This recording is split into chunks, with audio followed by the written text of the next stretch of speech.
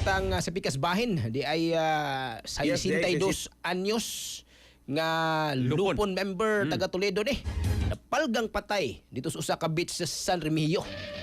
Bakasyon. Pastilan ha. Say nahitabuan ni atong i-check ag dugag detalye ka tropang June 14. XFM Police Report.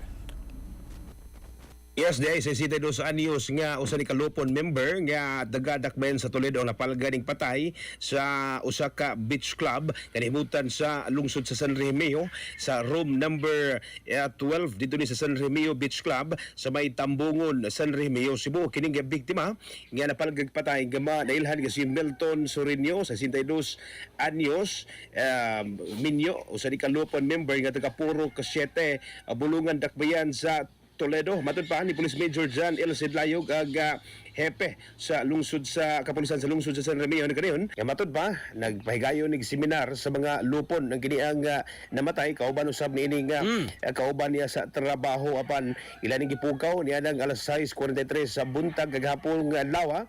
Wa na nimo bangon pa og ilaning nga islag tabang og nasuta nga patay na kining nahisgutan nga biktima na sayran usab sa kapulisan nga base usab sa mga saksi kining nakailan ining makauban sa trabaho ning biktima nga aduna kuno matod pay heart problem masakit ni kasing-kasing ang kining nahisgutan nga namatay apan bisan pa man niana ipahigayon gyapon ipaubos gusto sa kapulisan nga ipaubos giusab sa kini niag autopsiya ang batay galawas sa rumailhan usab aduna ba kay foul play ang kamatayon nini.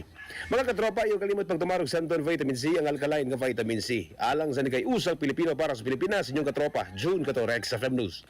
XFM Report.